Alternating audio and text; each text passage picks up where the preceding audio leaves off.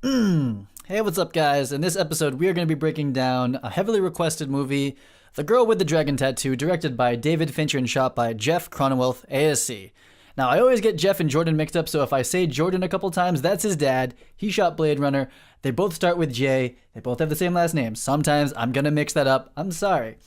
This movie is really great. I think it is a very modern Dave Fincher movie, and compared to like Seven and some of the stuff way back, I really like the way that his lighting, both Jeff and David's, have evolved, and I think you see a really amazing combination between the two of them in this breakdown. This is going to be a breakdown that is both high level and mechanics. So we're going to be dealing with some of the themes, that sort of stuff. And not everyone's completely involved with that, not completely attached to that sort of thing. But we're also going to be looking at some straight up behind the scenes, really technical cameras and lights, that sort of thing. So we're going to get right into that after the break.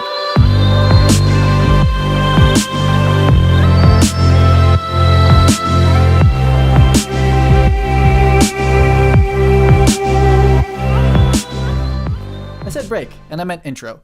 So here we are, The Girl with the Dragon Tattoo. So to start it up, I just wanted to shout out all the people that requested it. Oh man, I don't even know if I can really get into pronouncing these names. That's too much. Derek, Andre, Merlin, Benjamin, Max, Jack, Filmjot, got you, Vincenzo, Marat, Justin, and 8-Bit Mania. Good call. I was trying to think of movies earlier this week, and I just went back and looked at some of the comments, and Diana, my wife, put this together, so thanks, Diana. So let's jump right in. I'm not going to IMDb anymore because IMDb is just spam city. It's like embarrassingly spammy, that website, sadly. So I'm just going to do it this way with the slate. The Girl with the Dragon Tattoo, David Fincher, Jeff Cronenweth. I think we all know that. This was a 2011 movie, so kind of old. And look at the roll. Oh my goodness. I forget how many days this was, but it was a lot. Something that this slate also tells us is that there's an A and a B camera, and I believe that there was on almost every single scene. That's something that David Fincher likes to do, and it's something that Jeff Cronenweth can accommodate. So he always has, I think that's a combination of Dave sometimes frames up, Jeff operates quite a bit, and then there were, I believe, two other operators as well, because it's a union movie. So to start it off with some technical, this is 2011. So it's hard to believe, but this big old camera there, that is the Red. That's right, we're going to write it all out, even though this is going to be an extremely long episode. I'm writing it out, the MX. Red One MX. So this is, I believe, like 4K, and at the max, it was like 4.5K came out for a while. And they shot the majority of this movie on the Red One MX. So the Red One MX, go on YouTube, people are buying those used for like, I think like a couple $1,000s. It's a great camera, and that's what this movie was shot with. So you can go shoot the movie that they shot, The Girl with the Dragon Tattoo with, for very little money. This old school red battery.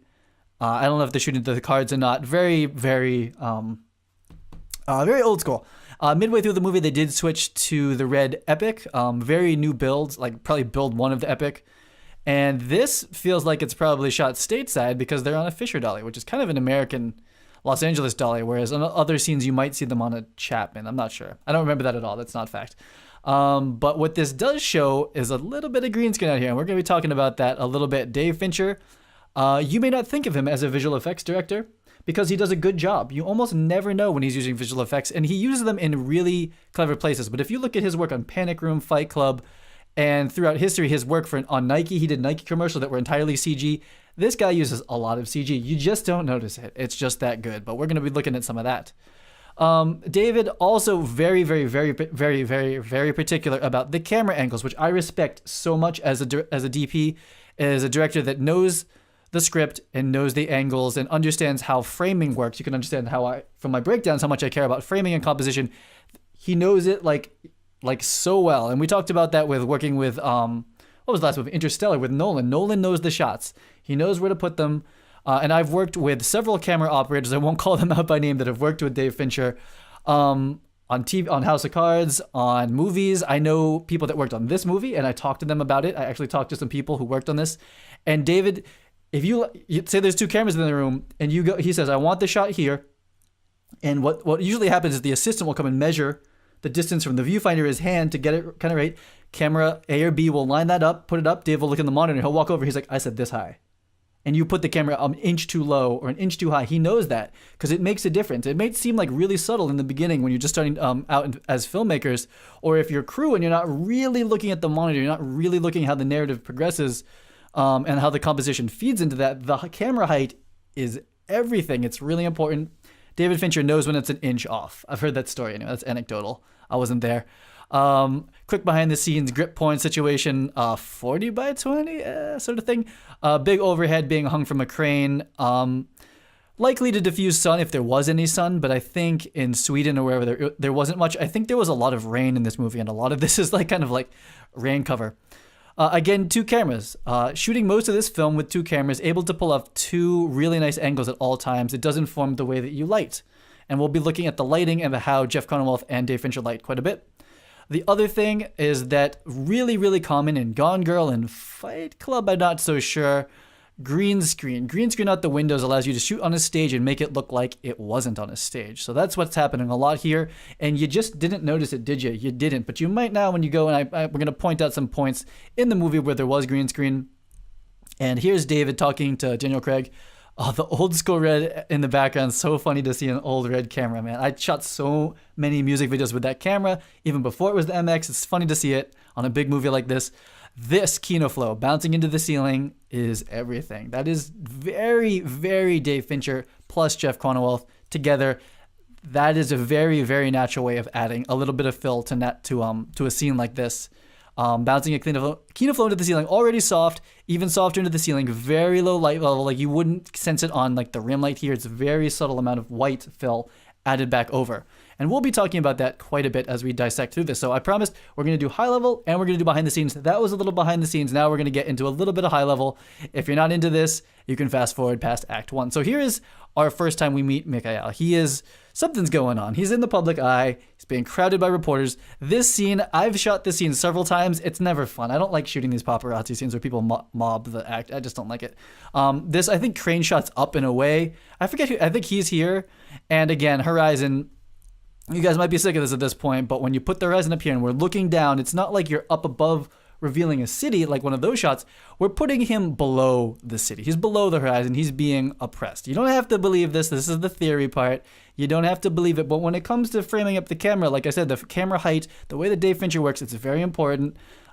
This is one way to think about it. It's the way that I tend to think about it when I'm looking at narrative films, is like, how is the character feeling? Where's the horizon? It works that way, trust me. So here is another cool shot. This lighting and this framing is very Fincher to me. I mean, it's a little bit centered. We have a 2/4/0 composition final, but just the windows, the way that he's blocked in the scene, this sounds really general, but I promise I'm going to get into very, very, very specific things when I say Fincher lighting in the breakdown as we go through it. These practicals tell a lot. I wanted to do a whole breakdown of just the practicals in this movie because Jeff Cronenweth talks about it on some of the behind the scenes, that the whole movie is practicals. Like everything's lit by practicals and it's supposed to be their characters in the film, and they tell you about this. These to me feel like French bistro. This is very French. This lighting out here feels a little bit more Swedish because it's kind of blue, whereas I would make, French lighting a little bit warmer. But these tungsten, might be fluorescent based, circular fluorescent in the background is very French bistro to me. And if we look at this, I'm going to start calling this out. Lighting that is likely happening in this room is natural daylight coming through here. These are the practicals, but this is a Kino flow with a little bit of warmth motivating that. And this is also a Kino flow hitting him. Simple. Simple, simple, simple. No book lights, Kino flow. Boom. Maybe diffusion on it. Moving on. This is where we start to first meet Lisbeth. She actually drives into this shot and then takes her helmet off. I wanted to talk more about that, but I'm just going to leave it at that. Pretty cool. Very, very exposition, this part of the movie. It's like, okay, we just found out about Mika. Now we're going to find out about Lisbeth. And she's wearing a mask. She's on a motorcycle. Already we're reading into her character. Now this earring, we see it a bunch. It's a big spiral with spikes on it. So she's spiky. And as you go through the movie and you hear about her backstory, she's been abused. She gets abused in this movie. So she's protecting herself by wearing jewelry that is literally spiky. Like you wouldn't want to hug this person because they're spiky. That's kind of like the punk thing. There's a really cool breakdown about the hair, but that's really beyond this. I will say that for my nerds out there, my fellow nerds, and I know you're watching, I know you watch YouTube, that is the StarCraft Zerg logo if I have ever seen it. Go Google it if you don't know what it is. If you do know what it is, Zerg, yes. Here, Some pretty cool body language as we're first meeting Lisbeth. She's at this meeting. She's hidden herself behind this table. Cool reflection in the table. She's looking away from these people. And like at every end of the conversation, every sentence that ends, she tries to leave. She's like, "Are we done? I'm trying to go." So you get this. You start to get a pretty good read on her. Again, this practical here, a square practical. Square practicals are very, I don't know if calling them corporate makes a lot of sense. I mean, I see them on a lot of designer things, but everything in this room is very squared and orderly. And we're going to talk about order and things being a square soon, but very black and white. Black and white. I guess this thing's kind of round, but this square lamp, it's not the round lamp from the bistro. I maybe read too much into lamps, but if you work art department, which I've worked a little tiny bit of, I worked with the art department a lot when I'm on set and I'm trying to pick practicals mean a lot. They mean a lot to me. I believe they mean a lot to Dave Fincher and Jeff Cronwell. If they don't mean a lot to you, that's cool. Here's the reverse of that shot. This I like. She's making ramen. She's wearing these punk gloves, lots of bracelets. Must be cold in there. Maybe she's wearing gloves and she's making ramen. Heart ramen. That's what I'm going to go do after this is over. I'm going to go make ramen. She's smoking. We get this very green color correct, but there's still the soft hit of light from this window. This is her apartment. And this is where we first see her at her computer. Turns out that she is a computer hacker. I should break down the movie Hackers. That would be hilarious. That might have to be the next one. It's not necessarily, but I might have to do that.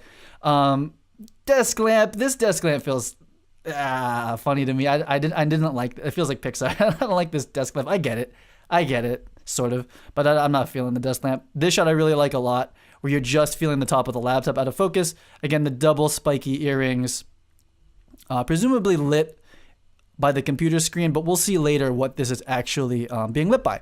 But again, there's usually a very colored background, ambient light.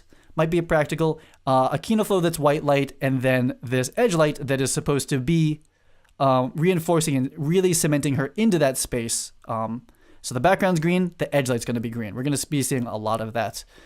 Here, this is a cool shot. He actually walks into this shot, which is a very Fincher technique, just to start onto a wide shot and have the character walk into a close-up. I mean, that's film blocking 101, really, but the way that he does it, I really like it. It gives context to all these people here. You know, there's all this deep action to look at. Even if it's completely out of focus, you have context for this scene. And this is where he's first getting contacted about the case he's going to be given. Again, Kinoflow likely from the face right here. And again, this edge light, there's always another small Kinoflow up here returning the ambient color of the room. And it makes it seem like he's in there. That's a very common style. We're going to see that over and over and over and over again. This is the reverse of that shot. Reflection of the window in the eyes is very clever. Even if this isn't a stage, to actually see the reflections, that helps just make it feel more real. These practicals, kind of ominous dark wood practicals. And this lighting, this looks like House of Cards, doesn't it? Because House of Cards was, I believe the pilot and the whole look is just basically developed by David Fincher. I know two of the DPs personally that have shot seasons and have shot second unit. I am going to try to do something with them in the future, but this is very House of Cards. Again, I would say that we have this practical, and then up here, there's this room feels like it's being lit by a practical, like there's one practical on in this room, shooting down light, and that's bouncing out. And then this edge light here is going to be just a Kinoflow, and I promise you we're going to look at that. I'm not just making this up. That's just going to be one Kinoflow bulb, or two, probably boxed in so that it doesn't hit the walls, and it's just going to edge light her, just like this. And because of the length of the tube, especially if it's a 4-foot single, that really helps pick up any reflections that are going to happen on the lip and the face. And it's also just a very soft light. So if say this was the Kinoflow spill, it's pretty soft. And also, if the Kinoflow fill is what's lighting this blanket here, or Kinoflow light, it's very soft. And you kind of believe that it's from this, and you kind of believe that it's from there. So that's very much what happens on a David Fincher movie. Or at least in this one. Though in Fight Club and lots of movies, I see that style of lighting with him all the time, and in House of Cards. So here we're going to talk about a little bit of exterior work. Turns out all this snow is fake. A lot of this is CG, but that's cool. Pretend it's not. It doesn't really matter. Very desaturated blue. Should I color pick this for everybody? Here it is. Where is that on the saturation? I would say that's about 30% in saturation. So it's desaturated. It truly is. Because I'll show you what the saturated version would be. That's saturated blue over it. So it's a desaturated color correct overall blue. That's their Sweden snowy look. This bridge is very important narratively. We see this bridge about 20 times in the movie, and we're going to go over the VFX of this pretty soon. They're driving. It's all very blue. This is green screen. This is fake right here. Most definitely fake. All of this background completely fake. And Dave Fincher is really into the green screen car setups. He's the one that uses the TV, the film studios that use the big LED walls that like have videos of like streets and stuff like that going by. So there's interactive lighting. He does that in this movie. I'm not going to talk about it too much, but green screen. Green screen's much easier for car scenes because you're not actually outside. You don't have to deal with regular exterior problems like the sun and weather. Also, audio is usually pretty terrible, and it's kind of hard to get the lighting exactly how you want it. Dave Fincher, a huge proponent of the green screen in the stage. It's just faster. These reflections of the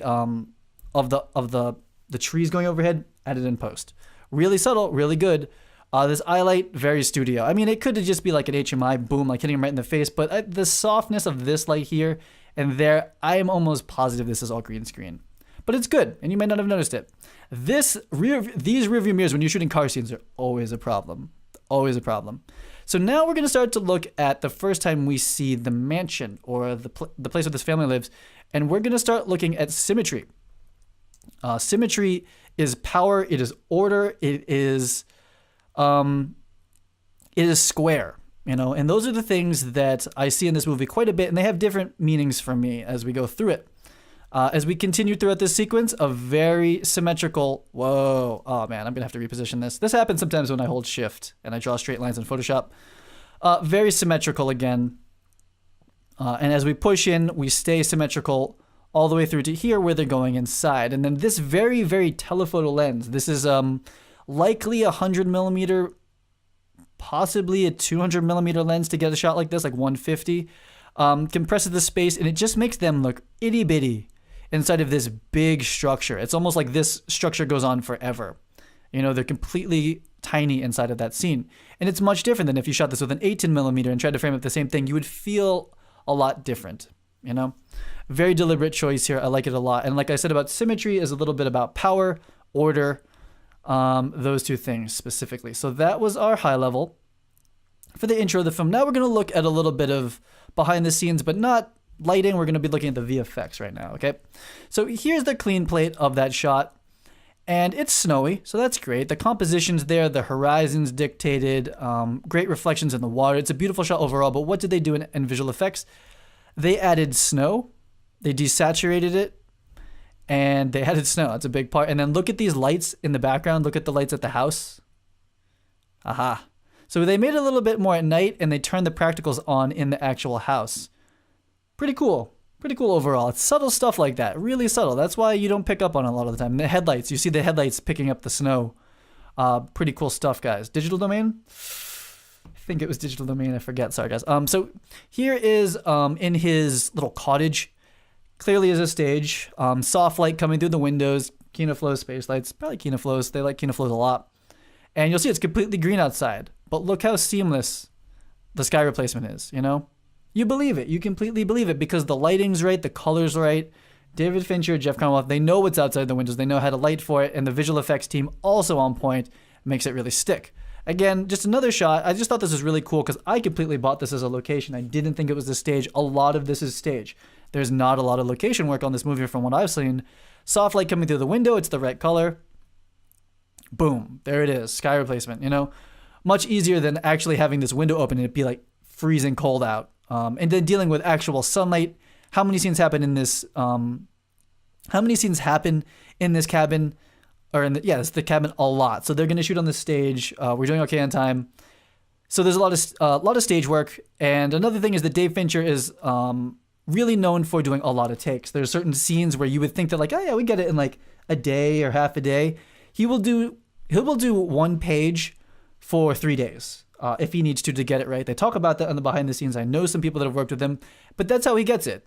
That's how he's going to get the shots that he needs. So a stage is going to make that much easier than being on an actual location where the sunlight keeps changing and going down. You can't do 20 takes. The sun's going to be different on every one.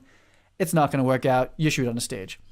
This scene at the end, maybe people knew about it. Like when she's chasing, we're going out of order here. When she's chasing him to chase him down and kill him, that's a lot of CG. And you can see it here. That entire plate is CG. Really dark, but that's why it feels realistic. And then this plate here where she's driving up next to him, completely CG. Just not even No stunt team, just CG. I mean, they did some stunt stuff, but not on this one. So Dave Fincher, big VFX director, you just didn't know about it. Maybe you did. Maybe you didn't know about it. Okay, so we are going to get through 2 more sections and then take our break. And the break's going to be fun. I had a lot of fun putting together the break for this one. So here's our flashback sequence. And I think most people get this color correct at this point, but you essentially shot this neutral. They didn't shoot it yellow in real life. It's just going to be neutral. And what you end up doing is you just grab the highlights in whatever program you're in, Resolve, Pablo, Scratch, blah, blah, blah, blah, blah, blah. You go to the highlights and you shift them towards yellow. Almost done. And then the midtones probably also towards warm. You're going to select qualify just the sky, and you're probably going to bring that whole thing down. And he's letting this clip, although it's controlled, but the sky you bring back down so it's not clipped. It's a little bit more of a skin tone, that sort of thing. And we see this color correct all the way through this flashback sequence. Little heavy hand. I don't know. It's a little bit dreamy to me. I get it. It contrasts so well with the green blue of reality. So it's an opposite. I don't know. I like it though. It's very like sepia vintagey kind of thing. It's not technically sepia. The blacks are still black, but you know, it's yellow. We're in the flashback mode. A lot of stuff to talk about with the narrative, but I'm not going to try to dig too deep into the narrative on this one. There's a lot happening with this look. That means a lot. A bit of the symmetry here, which is in the structure, just the set dressing. I could go in for days talking about the set dressing of this movie and, you know, how that plays into the characters. These practicals, like, you know, the candelabras with the, you know, just fancy practicals. I mean, fancy people. It's that simple. Pretty cool. I really like, we're just going to talk about some lighting and blocking in the scene. There's a lot in this movie where one person is leading another person, or they're following another person. It sounds really general. I promise it's going to be more specific and packageable for you to take away with at the end. In this scene, they're walking from a bright area, which this bare light bulbs in Dave Fincher movies don't mean good things typically. A bare light bulb means that house doesn't have a sconce. It doesn't have a nice soft chandelier around it. It's like there's just someone just threw a light up there. It's like a construction zone. If you think about the movie Seven, it's like, the bare light bulb, someone died. They're walking from a bright scene. I like this circle window. I like that circle window back there. Sorry. And they're walking in, and it's ominous. So the camera, we're pulling them forward, and they're looking at something, but we don't know what it is. We're like backing into the scene, you know, because we're the camera backing in. It would be completely less dramatic if we were behind them, following them in, but it's not like that. Dave Fincher's pulling you in. You don't know what's behind you. It's ominous. You're walking into a dark space. Where are you taking me? There's a lot of stuff like that in this movie. There's a lot of reasons. There's good reasons why you pull a conversation, which is pulling is when someone's walking towards you, versus push, which is where you're behind someone and you're pushing them. There's different narrative reasons for that in different psychological states, and there's a lot of those in this movie. It's a good one to look at for that. So we're walking into a scene. I said this a lot, and we don't know what's behind us. They don't know what's behind us. It's scary. They're walking into silhouette. Then they turn on the light bulb. Okay, so less scary now, but this light bulb, these flares, I think are added in post, because Master Primes do not flare like that. I think that's a post flare. Very hard bare light hitting him. Very hard shadow from a source like this. More bare light bulbs. Really cool. Like, what happened to the lampshade for this light? That's really clever when you use practicals the right way, I think. Really cool. Here's where they're looking at more. This flare has got to be fake, because Master Primes, this feels real. Master Prime's star flare, they do this. They don't streak flare like that. Oh, it could be a net. If it was a net behind the lens, which I don't know if he did, I think he does do stuff like that, then they kind of flare like that. Also could be added in post. But the bare light bulb in this scene is just really clever, really beautiful, and they just keep with the flare theme for like the entire thing. It kind of feels like, there's a light on, and you don't want to look at it. And we see that this is where his niece or something, I think it was his niece, used to send him these photos. Then she was murdered, and then they pan over, and after she died, someone kept sending him these pressed flowers. So that's a little look at at some of the color things going on in this movie, the yellow flashback, and also the use of these bare light bulbs, and a little tiny bit about blocking. If you're pulling actors or you're pushing them, do we see where they're walking into, or do we not see where they're walking into? That's the thing you want to kind of look at as you're blocking scenes and setting up narratives, as you're setting up sequences, right? There's a reason the Steadicam exists, is because those are such powerful techniques as pulling someone. You don't see where we're going, but the characters do. You see their reactions. It sets up a question in your mind. What are they seeing? Why are they reacting? I can't see it. it creates drama and tension. So we're gonna go into. Oh man, I have a no. Oh, I see. Okay, so one more section, then we're gonna take our break. So this is a section called The Good Guy, and this is something I picked up on when I watched this movie years ago with my wife Diana.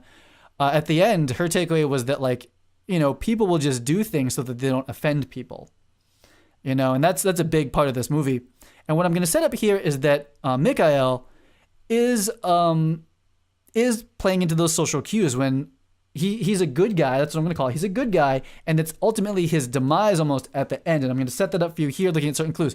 So here's the scene where they first meet. He doesn't know this guy from Adam. Is that the phrase? And now they're buddies, and you'll see a lot of drinking in this movie. And I think what it is it's bonding to drink with people. It's like, let me pour you a drink. Oh, okay, thank you. I'll have that drink.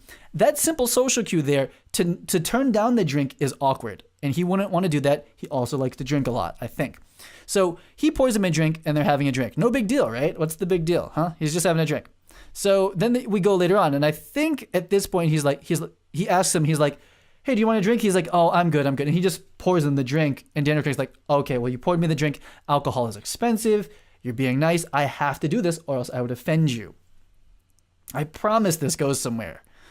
And then here's another scene when his caretaker comes in and he brings him this stuff. He's really cold. Mikhail, I'm going to try not to use the actor's names. I'm going to try to stay in character for this. Mikhail, who's the nice guy, he brings him a drink. Is it scotch? I don't know. Is it coffee? Either way, he's a nice guy. And he's bringing him a drink. We're seeing all this exchanging of drinks. It's really being forced on us. It seems subtle. It seems like it's just like a thing you would do to make this seem natural, but they're really setting it up for the end of the movie. And I hope I remember to call that out. There's a lot of things when I'm trying to do these breakdowns. I want to do certain things and I don't always remember them. Remind me, Matt. We're going to talk about the alcohol at the end. So here's that cat scene again. This is all green screen, but that's not what we're talking about. We're talking about that he's bringing this cat in, this stray cat. It's like you had a pretty crappy situation happen to you. You're in this weird situation where you're investigating a family murder, but you still got time for this cat. It's cuteness, but it's really there to make Mikhail's character like relatable and likable. He goes to interview the detective that was first on this case, who apparently gave up on it. And the one thing I want to bring out again is this coffee thing. He's like, hey, want me to go get you a coffee? He's like, yeah, sure, why not?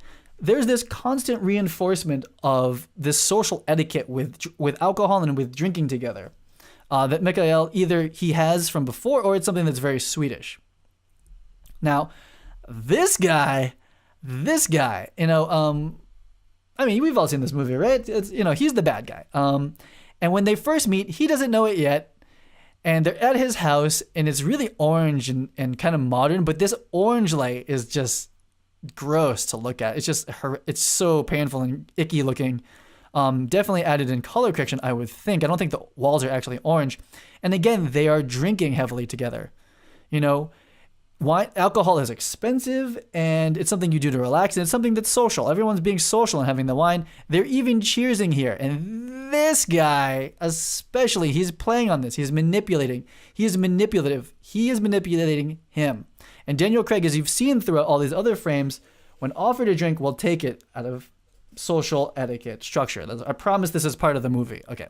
So what we're going to do now is we are going to, am I going to do this part first or after? Let's do this part first. So we're going to do this breakdown of one shot, of just one single shot. This took 2 days for them to film. It's in the behind the scenes. I know the Techno Dolly team that was part of this. I know the people that have done it.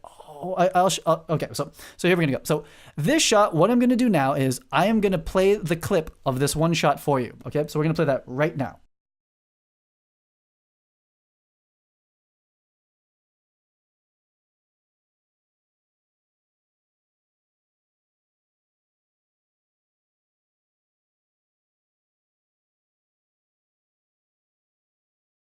So that's a badass shot, right? It's like, woo, flips over and ends up upside down. We get it. She had just been basically, or maybe you don't get it. She had just been raped, literally crossfade from being raped to that shot. That's the edit that happens. And the behind the scenes feature that this is from is called Thinking Evil Bleep. I'm just going to bleep it right here. I'm too lazy to go edit. Man, the old school red. Man, that red 1 monitor in the back is so funny. So the way that they did this shot, if you think about that, if you had to do that with a Techno crane manually, with Rooney, with a big star like that, it's too risky. You're not going to do it. But David Fincher, very good with visual effects, very good with motion control. This was executed with what is called a techno dolly, and it is a techno crane by Technocrane SRO that is motorized every axis. And we're going to be looking at exactly what that means. But let's look at the behind the scenes real quick. So this is clearly a stage.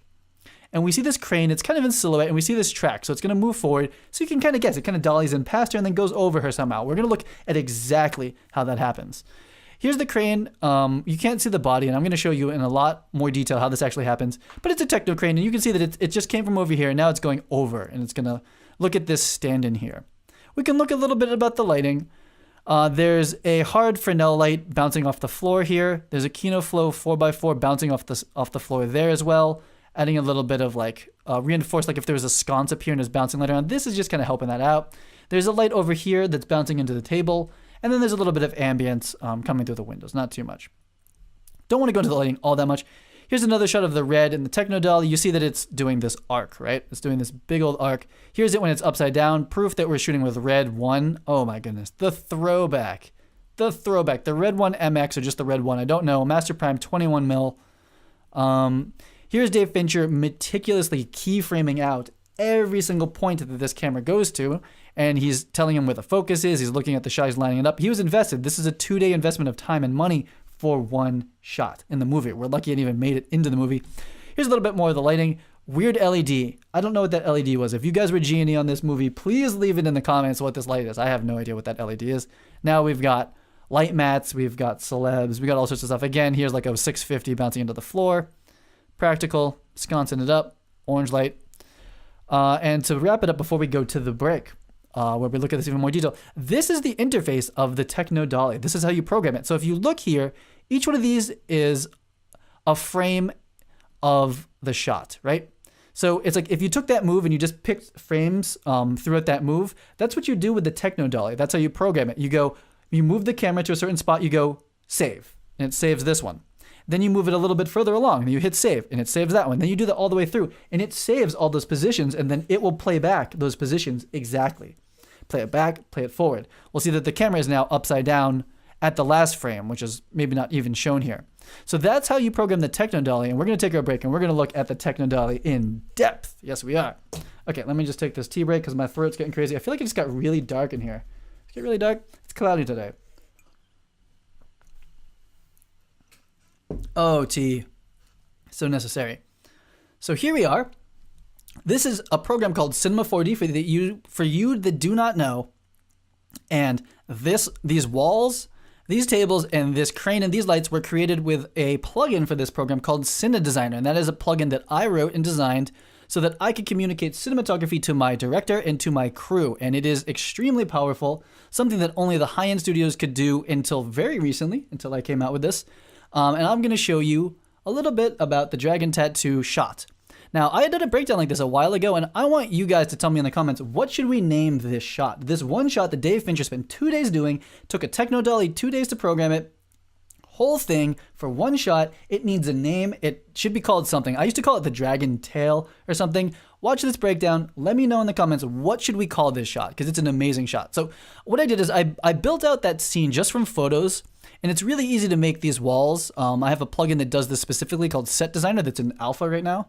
It's not quite out yet, but people who have Cinedesigner get it for free to test out. And it makes building sets like boom, like really quick. It's really easy. These tables, all that stuff is really simple. But what I want to show you here is let's just hit play.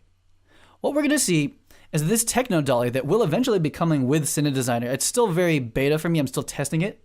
It's made almost exactly to scale, and it moves almost exactly the same way that a techno dolly moves in the real world. And I have gone back and I've recreated that move. So that was it from that angle.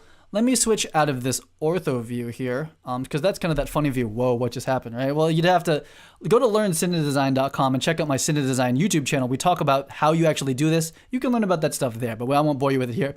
Here's another view of it. Here's the techno dolly orientation, very close to what they were doing on set. Techno dolly, again, built to scale. This is representing the LED hitting her. Here's the Kino Flow in the kitchen. Here's another Kino Flow bouncing off the floor, and there's the 650. It's not pointed at the ground yet. But right now, you can actually turn these lights on and render with them, but that's not what I'm doing in this breakdown. I just wanted to show you where they're placed. You can just use it like this way. So it's wow, essentially a 3D lighting diagram. And then there's this little fan. That's the heat fan. And you saw in this shot, which I'll probably play again. There's a cool story about the fan, but we'll talk about that in 1 second. So here's the actual shot. Now, if you watch the behind the scenes, the shot starts and you do actually see the track in it. And this is what's good about Cinedesigner is you can design the moves and you know when the track is in the shot or not. That is extremely powerful. Let's hit play. Let's watch it back. So here is my recreation using Cinedesigner, the Cinedesigner Techno Dolly of the Dave Fincher shot, which you guys need to name for me. There we go. We're going over her head. Boom. Pretty good, right? Pretty close. Dave Fincher could have designed this in Previs if he wanted to. If he had Cinedesigner. So let's just go to like this view from like here, right? We'll just let this play and I'll talk over it for a second. So I actually got to talk to the person that helped program this move because programming this in the real world is a little bit different than in the computer, though you can definitely figure it out here. So cool, right? It flips over her head. Name that move. So the story with this fan is that this set was actually cold for some reason. I don't know, maybe the stage is cold. I don't know why a stage would be cold. Maybe it's in a location. They just built the stage. So when Rooney was standing in and practicing, they just brought over this heat fan just to like warm her up. They're like, yeah, just put it next to her for now. And this fan was like basically a heat coil and it was glowing red.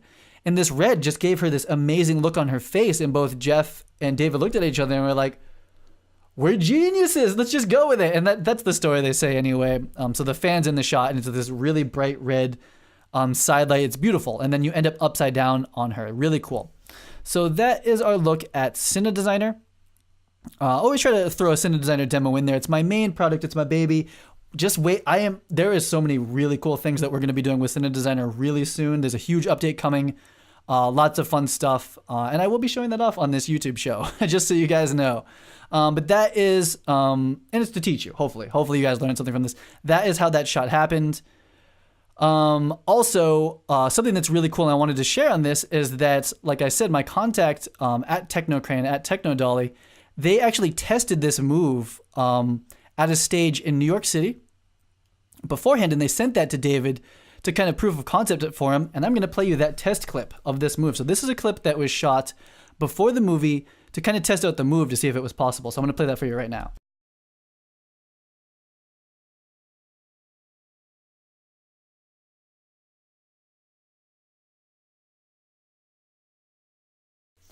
So I bet you never saw that before. If you saw that, maybe you follow Technocrane on social media or something like that. Or maybe you've read if you read the article that I wrote about this years ago, it was like one of the first things I ever did, then like you are OG, that's hardcore. You can try to go find it searching through the Cinematography DB website. But yeah, so I work with the Technodolly a lot. It's my favorite motion control crane, and they're not using it for repeat passes here, where you would shoot like multiple Rooney Maras like in the scene and then stitch them all together. It's just so that you don't kill people, because that camera's going to do the exact same move, and that's good. That means the actors can know what's going to happen, and there's less human error. Because if you screwed this up, you would kill someone, or you may not kill them, but you would knock them out with this camera. It would hurt a lot. This machine, it would be really bad. This machine doesn't mess up. So Technocrane, Technodolly, check it out if you need a modern way of doing motion control.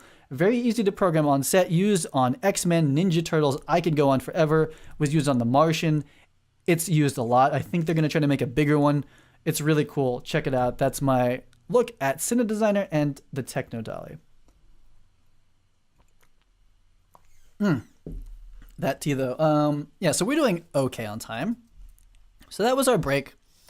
And how you guys liking the mix of high level and behind the scenes, you know? I think it's fun. I think that just doing behind the scenes now doesn't make a ton of sense. I think that it really makes sense to try to put it in some context. And then again, some movies, just so you guys know, because people leave me in the comments, some movies don't have B-roll or enough. They've got like a few shots, and I can't make an entire show about that. I could maybe make like a blog post about one thing, but I couldn't write a whole show on it. So that's when it goes full high level. Happens. That's what's going on. Here's a scene where Mikhail and Lisbeth meet for the very first time. And again, very Dave Fincher, single Kino flow up here, backlight happening for his hair, trying to catch a little bit of this rim light on his hand. It's how the wall gets lit. Single Kino flow, pretty straight up. Really green color correct, really green. Here's Lisbeth on the other side. This is another beautiful, very like, I'd say like Kino flow from like up here going this way. Probably one in the background for a backlight as well. A little bit of that. Out of focus windows. This just feels very Dave Fincher, and that's why I picked that still that I picked in the beginning. But what was cool is that I found in behind the scenes that they shot these two scenes at the same exact time.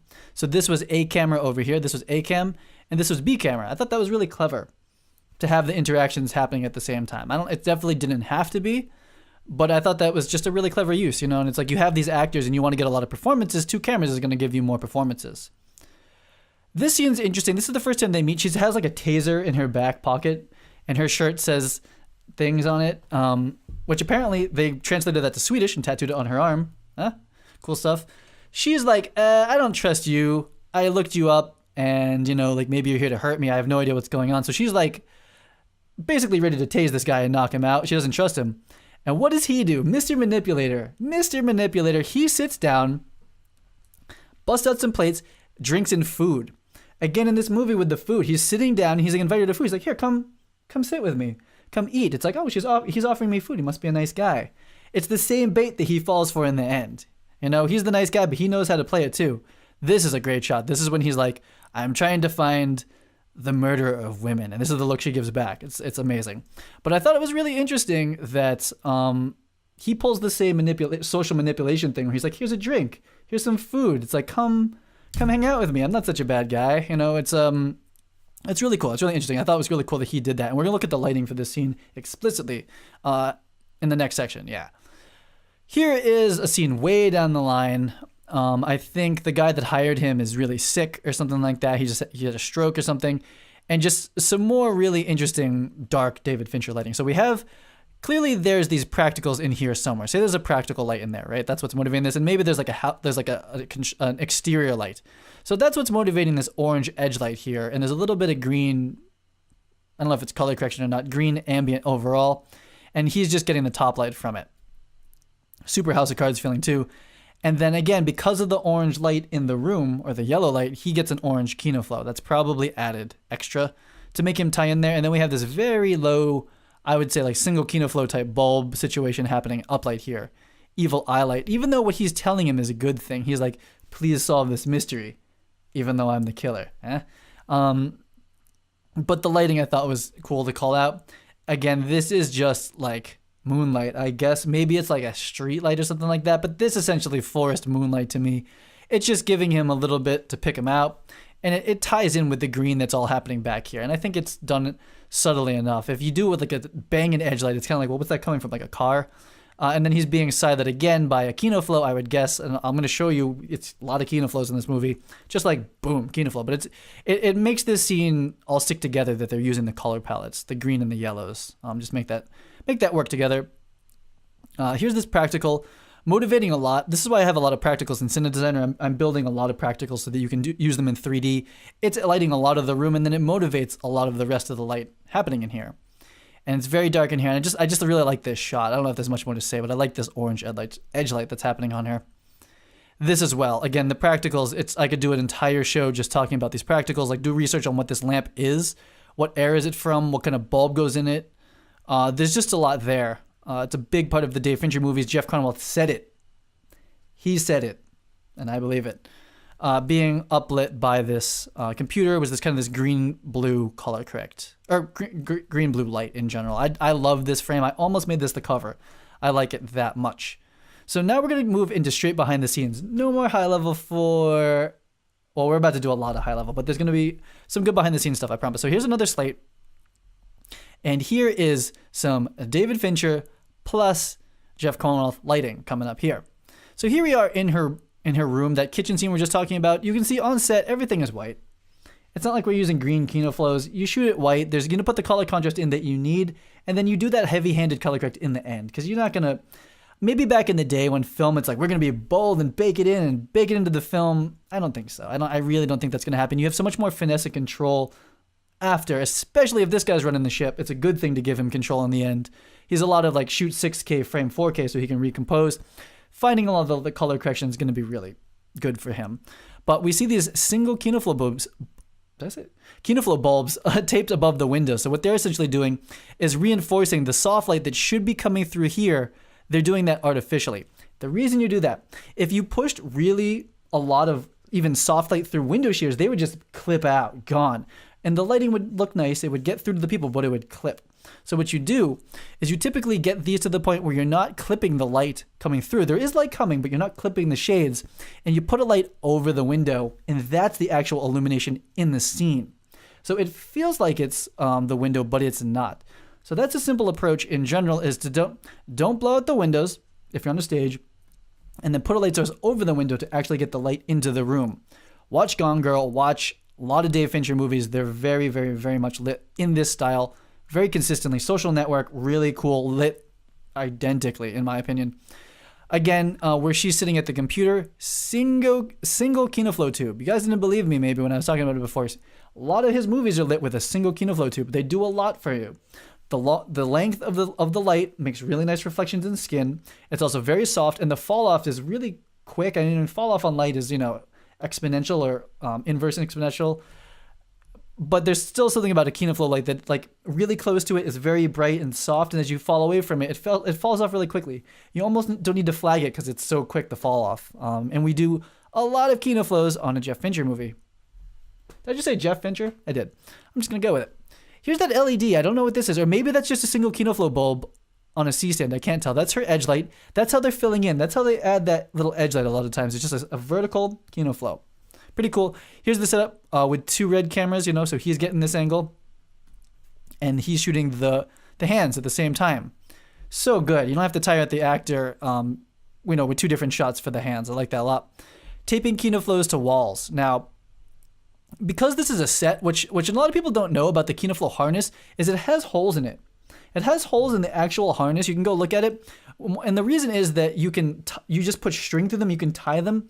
You can just tie it to the ceiling. You don't have to use like the grip head. It has holes in it to just tie it, stick it onto a ceiling. And you can also just drill the harness right into the set. And I think that's kind of what's going on here. You could tape it or put a stand. But again, these size sources, Dave Fincher likes a lot. And I would imagine these days you use light mats, right? Light mats would seem like a really good way to go versus KinoFlows, because KinoFlows used to be really small relative in the industry. Now you use light mats, just a thin piece of paper with LEDs on it. Here is another one of those. It's an LED or KinoFlow. It doesn't really matter. It's been diffused. And you see that it has side barn doors. And they just know it. They're just going to nail this into the wall, and they cut a hole in the ceiling for the power. And it's near the window, and it's going to help push edge light. I don't know exactly what shot they're doing here, but I just want to show you different places and different ways that they're using KinoFlows and this type of soft light source near windows and near practicals. It's really simple. It's really simple, and the simple works so well. Here's a couple more shots behind the scenes. We're going to get back into the narrative, start to clean this whole thing up. 2 cameras again. KinoFlow, ceiling bounce. So ceiling bounce up here. Maybe there's a little direct. It looks like there's a bit of direct happening here, but it's also going like this. And then this KinoFlow pushing across to get a little bit of the window light. A lot of KinoFlows, 2 red MXs. Old school. 2 cameras. And this actually, when I did this at first, I thought she was in a close-up, and now I realize they're just talking to each other for notes. Because if you look at the frame, she's in there. But again, it's nothing fancy. It's a KinoFlow with diffusion on it. When I'm doing commercials, I'm like, everything is a book light. Everything is, it's like, but sometimes it just gets really simple here. And I think that helps them move quickly as well in light. And here's my last one before we get back into the movie part. This looks like a 4x4 Kino with diffusion on it. And this, which is for the whole room, because that spills and hits the walls in a natural way, but it feels like the window. Again, a KinoFlow above a window. Now you know. Do it in Cinedesigner, plan it beforehand, see what it looks like, but that's how you do it. Put a window in there, KinoFlow above it. This is directly for him. I don't know if the scene made it in the movie. 40mm Master Prime. You gotta know about the 40mm Master Prime. And if you're in the sound department, there's a boom mic for the sound people watching. Maybe they used Fisher Dollies the whole time, even though they shot this. I have no idea where they shot it. I didn't read the ASC article about it. Okay. Now this guy, believe it or not, I am going to do an entire run through of this guy's situation and evolution with Lisbeth. It's kind of rough, considered not doing it, but it's such a big part of the movie. I promise it's not going to be too graphic. So this is the social worker designated to Lisbeth now. He's wearing a 3-piece, right? He's wearing a blazer, which no hate, I'm wearing a blazer too. But then he wears the cardigan in it, right? It's cold. You gotta wear the cardigan, but it's essentially a 3-piece suit, a little bit more modern. He's got I forget what that type of dress shirt is called. I used to wear them. Got the tie on. He's very dressed up. On paper and in a photograph, he looks like a stand-up man. Man, that dress shirt, those are some pressed sleeves, right? Watch. He's got that's probably like an award thing. He's got all these books, super educated, family man. He's got 2 kids. This cup says Papa on it. It says Papa. Oh my goodness. So it's like, oh, this guy seems like he would be a stand-up guy, right? But Elizabeth, just because she's guarded, she's got the spiky Zerg earrings on. She's like, I don't trust you. And just like in the other scene, she's basically sitting like away from you, kind of how I'm sitting, like versus like looking right at you. She's like, we're having the conversation like this, okay? I'm not looking at you. She doesn't buy it. She says it later. She's like, I misread just how screwed up you were. But she read it early on that he was screwed up. Despite all of this front, this whole dress up, his tone, the way that he talks to her, she knew it from the beginning. Here's her leaving. Nothing had happened yet, but she's angry.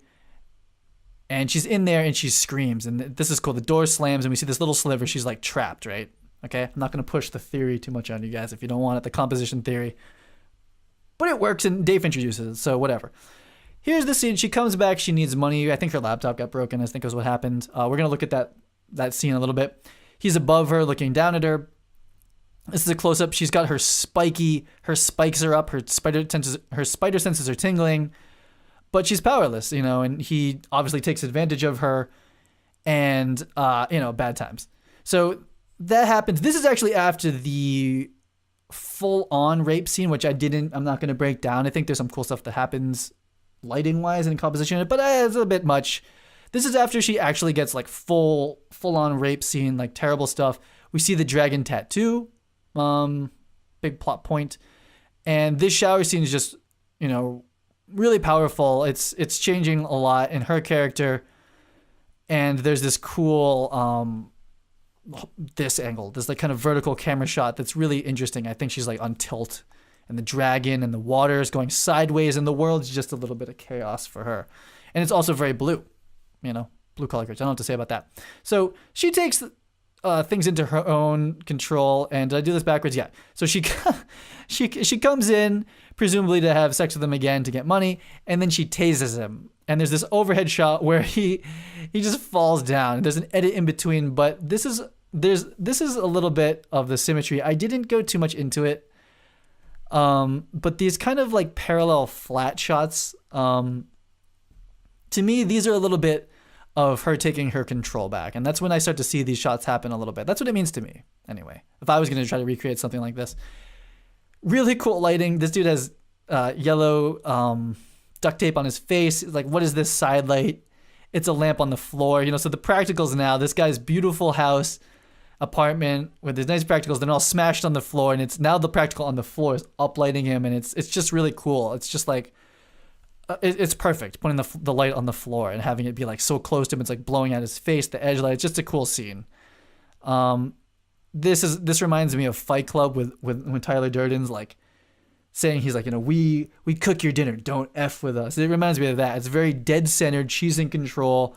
She's got the revenge rape makeup on, which they talk about in the makeup behind the scenes. And she's badass. She's got the Zerg earrings on. It's a cool scene. She's got a chain. This is a side of her character. She's like, I can just go crazy on you and I'm gonna.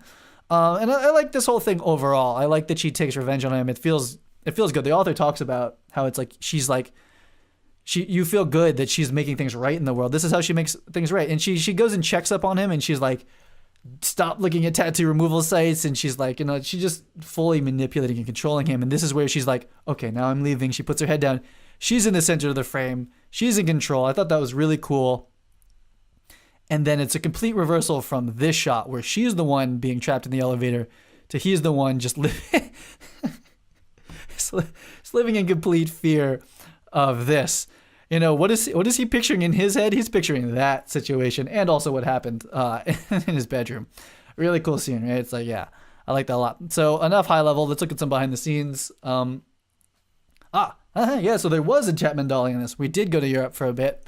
This is probably in Sweden, the Sweden unit. Cool shot here with the offset. This allows him to get the camera over the edge of this elevator. This looks like the epics. Yeah, they talk about this is where they got the epic at this point in the movie. So they started to build much smaller, and the Epic is much smaller than the Red one. The Red one handheld's a bit of a trouble. Key grip, purple dolly track, purple pan arm. Interesting. A cool shot of Jeff framing up. Here's one of the cool things about the Chapman dollies is they go into this low mode without having to switch anything. With the Fisher, you have to switch the SLT upside down or take it off and switch to the low mode head. With the Chapmans, apparently you just go all the way to the floor. That's helpful. And they use a mix of O'Connor heads, 2575s, and Cartoni Lambdas as well in this movie. Wasn't a ton of remote head, though. I know Dave Fincher is a big remote head guy. I think he owns a Talon head. Just a cool low angle shot. That's it. It's on track. It's kind of like you probably could have used a slider, but it's better when you have your whole team moving together. Here is, I forget this operator's name. He's pretty famous. He's handheld with the Epic blue handles. This is way before Shape existed. These blue handles were the industry standard. They're a bit expensive, but they're really strong. Like you could pick the whole camera up by them. Really good. Cameras are lighter. There's other options now. LMB 7. Maybe the 7 didn't exist back then. It's the clip-on. Following her handheld. A lot of dynamic coverage here. This is something that Q-Grip built. Essentially skateboard dollies, but he made it custom width for the, what's it called? The elevator handles. So this elevator is moving, but the wheels allow him to push up it and counter push against that. And he's actually on a platform. So they built a platform that they're hand pushing up the escalator as the escalator is still running. That's extreme gripping. That is extreme gripping. So here's a shot of that. He's just pushing this whole thing up the elevator. That's crazy. That's really cool. I have never worked with a key grip that could build something like that. That's really intense to me. Or maybe I have and you guys just didn't build one. That's cool too. I just have never done anything like that. I feel like that would be Technocrane territory, but I get how this works. I guess it worked. He's riding on it and it's going up the escalator. It's incredible. It's really incredible. I didn't do a breakdown of the scene. Here's the Cartoni Lambda to get this closer to the elevator. This looks like it's just a Chapman on the actual escalator, which is interesting. I don't know how that works. Purple grip equipment and purple panhandle. It's interesting. This is a cool shot where Jeff is, I think, like they're running up and they're gonna like fight here, and he essentially puts the red camera on a baseball on a sandbag, and he's going like this. He's like shaking it, getting that CMOS wobble all over the footage. And then just a cool shot of, I guess, wireless. What are these? These Paralinks? Those don't look like Bolt transmitters. I don't even know if Teradek existed back then. But just 2 cameras for the entire scene. And they shot this one scene, I think, for 3 days or something like that, they said. Kind of intense. And here we are. Sort of wrapping this up. This is the high level for the end of the movie. Again, the leading thing, where they're leading. I guess I didn't show that much of it. I thought there were more scenes. I wanted to talk more about who's in front and how the camera is going, pulling people, pushing people, and who enters the room first, who sees it. Do we see it? It's called dramatic irony in a way. It's not exactly called dramatic irony for the camera, but it's like, what is he looking at? We see the door, but we see that he's behind him. And I wanted to talk about that more. It didn't really come through in this as much as I thought it would, but there is something at play if you're who's in front of who's leading who, and is the camera pulling or pushing? Those are narrative blocking elements to a movie. They can be done right and they can be done terribly wrong. If done the wrong way, there's no tension in the scene. If done the right way, it's a horror movie. You're like, what's going on? Believe it or not, I know it's not. This didn't feel like a super convincing point on that, but it's something that I see a lot. I like this lighting here. The strong side light leaves him completely in silhouette here, but the wall behind him is lit up, so we have this very strong silhouette of him and still a very bright eye light happening. And this happens. You don't want to see that. You don't want to see that face ever. So we find out that he's the bad guy, and he's got this whole torture rape room where it's like designed to clean up like murders. Who knows what's in this meat locker back here, and he's got this whole winch system. It's craziness. And it's like super scary retro 80s that he's like filming it with like a broadcast camera that doesn't even like, maybe it takes some weird tape. It goes to an SD monitor. He's got a nice tripod. Dude invested in a nice tripod for this, no expense. No expense spared. And again, the drinks. We didn't go over the scene, but he essentially says when he finds him in his house, he's like, hey, why don't you come inside and get a drink? I want to tell you something. And, I'll make you a drink. And Daniel Craig kind of knows. I said Daniel Craig. Michael kind of knows that this guy is kind of a bad guy. He really suspects it. His gut tells him that. But he's like, hey, he's making me a drink. I go get my drink on. It's like, and that's what allows him to capture him. And then he gives him the drink. And in the behind the scenes of this movie, Dave Fincher kind of jokes about how like he's like, don't actually spill it. This is actually really good scotch or bourbon.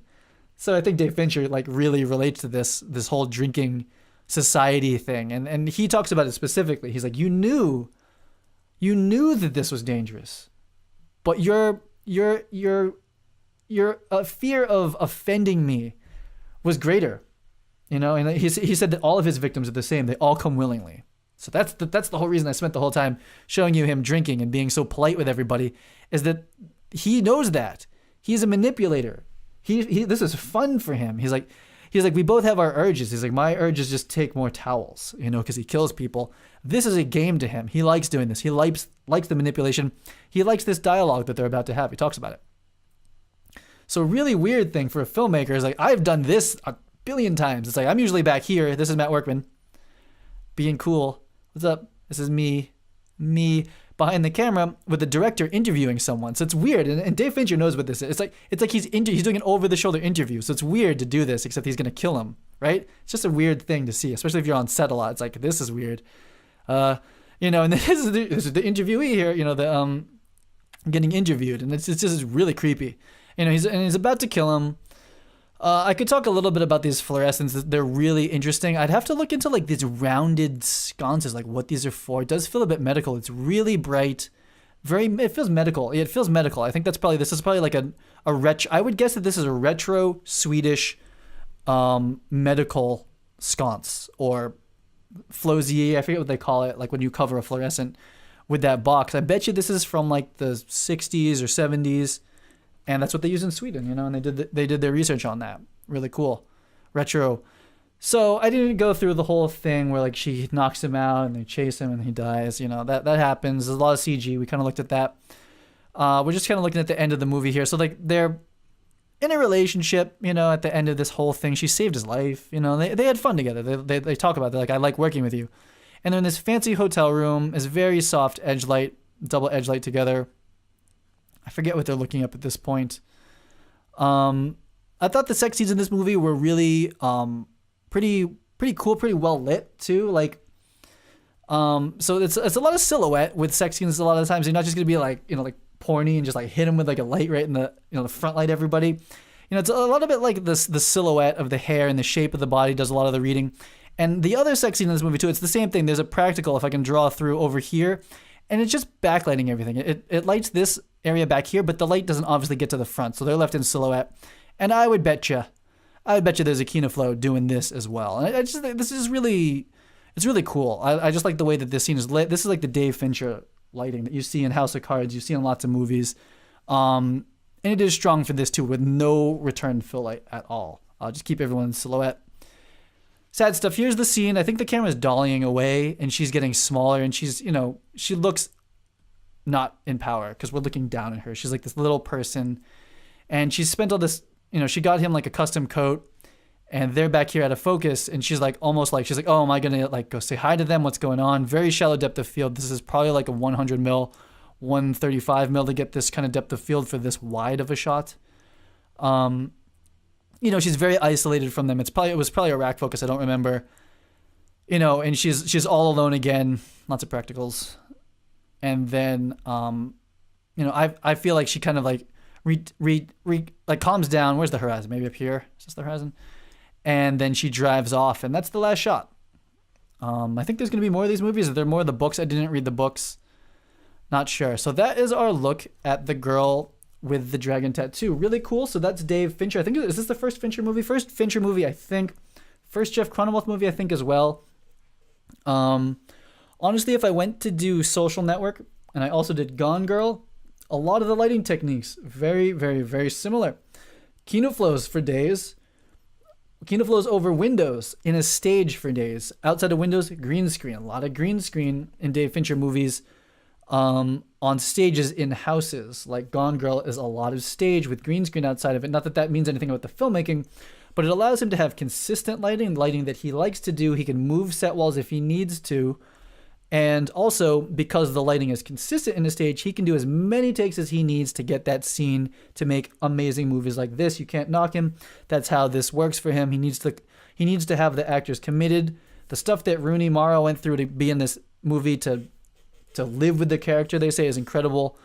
And only actors that trust the director, like David Fincher, would do something like that. So Jeff Cronenweth, David Fincher.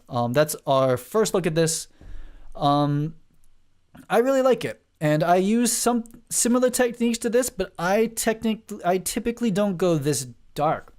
I do a lot of like the lights above windows and that sort of thing, but I have a lot more fill. Whereas I think he's using a lot of, like, say we're edge lighting someone, he uses like a single KinoFlow tube.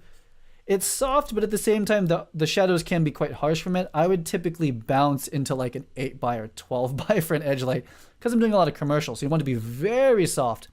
And also, one of the things about lighting with small light sources is that their fall off is much faster than a large light source. In a way, the fall off is still there's still physics involved, meaning like the light falls off exponentially. But if you have a big light source far away, if someone's walking around it, you don't sense the change in light that much. So they feel a little bit more sourcey. Putting a KinoFlow right there feels a little bit sourcey. Now they bring it down, but if they move too much, they would get really bright as they got close to it. You have to really know your shots to do that. And I typically try to make the set a little bit lit, a little bit wider. Not comparing myself to this, but it is just to bring it home to talk about a lot of like the KinoFlow lighting and putting them above windows, putting them right next to people. It's a technique that works for them. They know how they're going to move the scene. If it's a wider shot that's moving, they're going to light from above, that sort of thing. So I hope you guys like this episode. This movie is terribly disturbing to me. The rape scenes in this and the violence, they still haunt me. And I watched it again just because I know the cinematography in the film is so good. But I don't like movies like this. I don't really want to do Seven. I don't like doing super violent movies, though I know there is kind of inherently a lot of good cinematography in those type of things. So let me know how you like this breakdown. This is what I would consider a mix of high level and mechanical. It is not every movie has this much B-roll. This movie had a ton of B-roll on YouTube for free. Really easy for me to get to, and VFX. So not every movie has that. But I hope you liked it. I don't know what movie I'm going to do next week, though I think it would be cool to kind of do it's kind of like a book club. It's like, cool, next week we're going to do this movie. So go watch it and we'll talk about it next week. I just don't know what movie I'm going to do. I'm not that with it in life. I have something coming up this week that might prevent me from doing next week's video. I'm going to try to get it done.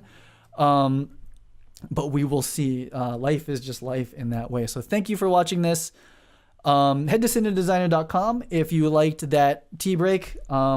If planning that explicitly seems like a good idea to you, which it is, check out Cinedesigner. It's really cool. There's a great community of filmmakers, directors, and DPs already using it. We all talk to each other. We're trying to make it better as we go. I've got amazing updates coming for Cinedesigner, and you will be seeing them in here, but you're going to learn something from it. It's not just pure me pushing the product. So thanks again. I'll see you guys on the next episode. Cheers. Bye.